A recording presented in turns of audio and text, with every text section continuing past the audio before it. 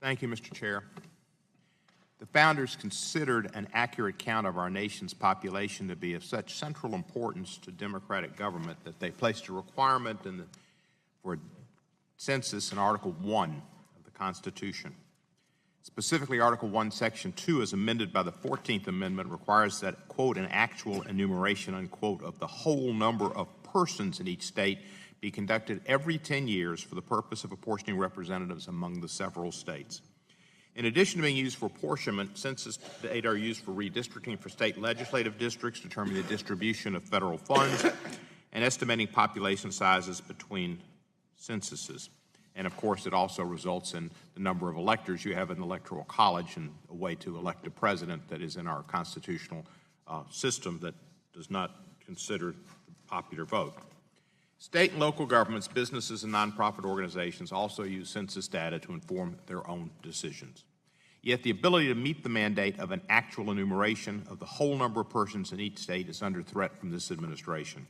On the 26th of March, Secretary of Commerce Wilbur Ross issued a memorandum directing that a question asking about citizenship be added to the 2020 decennial census questionnaire. Such a question has not been on a decennial census in almost 70 years. And when it was a time of great immigration in our country. Adding such a question raises the serious risk of depressing the response rates of immigrants and other minority communities, leading to an undercount of their numbers. All we have to do is look to Bean Station, Tennessee, near Morristown, where a raid was conducted and many immigrants were arrested for no reason whatsoever. The raid under the auspices and the theory that it was going after the company for IRS violations. Nobody at the company was arrested or charged, but 100 or so people were taken and removed from their homes. This has put immigrant populations under fear of even going to work, and that is part of what this administration is doing, and that's what would happen with this census, fear of being located and deported and separated from your family. Indeed, that's what we see. And the impact could be devastating for states and cities with large numbers of such communities in terms of losing their fair share of congressional seats, electoral college votes, and federal funding. What we're talking about here is simply power, and power to try to go to states that don't have as many immigrants. It is no wonder, therefore, that at least 6 lawsuits have been filed by states, cities, advocacy groups, and individual citizens to challenge the legality of this administration's decision to add a citizenship question. According to the administration, a citizenship question is necessary to help enforce Section 2 of the Voting Rights Act. That's hard to fathom, but that's what they say. This assertion seems like a thinly veiled pretext to exclude immigrants and racial minorities from being counted literally and figuratively.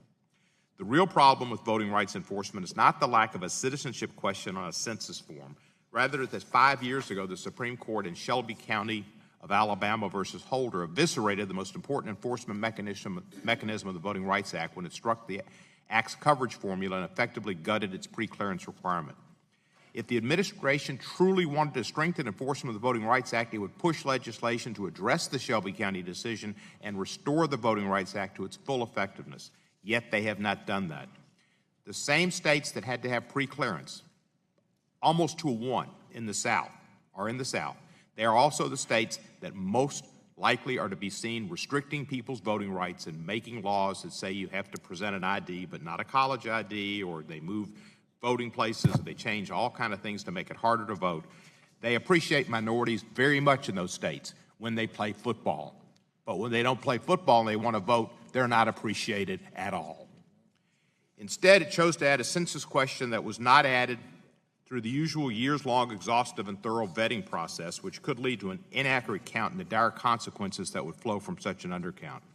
Indeed, this is why 6 former Census Bureau directors under both Republican and Democratic administrations, including Dr. Steve Murdoch, who is our witness on the Democratic side today, have publicly opposed the addition of a citizenship question to the 2020 census.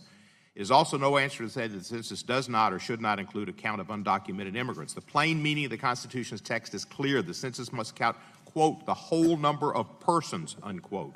Had the Constitution's drafters intended to limit the census count to citizens or exclude certain non-citizens, they could have done so, yet they did not. Mr. Madison may have said something in the Federalist Papers, but it wasn't put in the Constitution. Finally, we must remember that the decision to add a citizenship question to the census did not happen in a vacuum.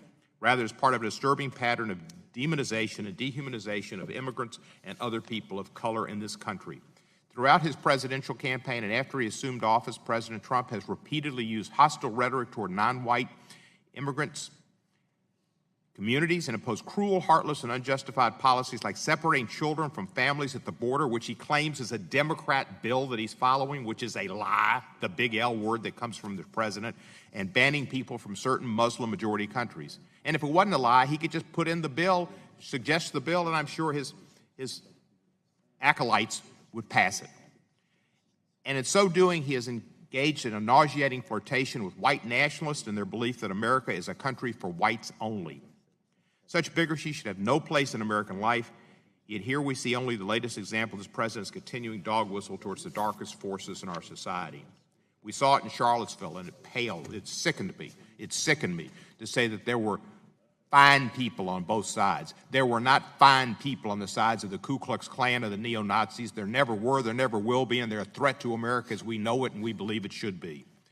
Adding an unvetted citizenship question to the census will not only undermine the Constitution's mandate of an actual enumeration of the whole number of persons, but will only further exacerbate the already substantial mistrust between immigrant and minority communities and the government, and only further serve to alienate and exclude already marginalized and abused communities. This is exactly the wrong thing to do and the wrong direction for America to go.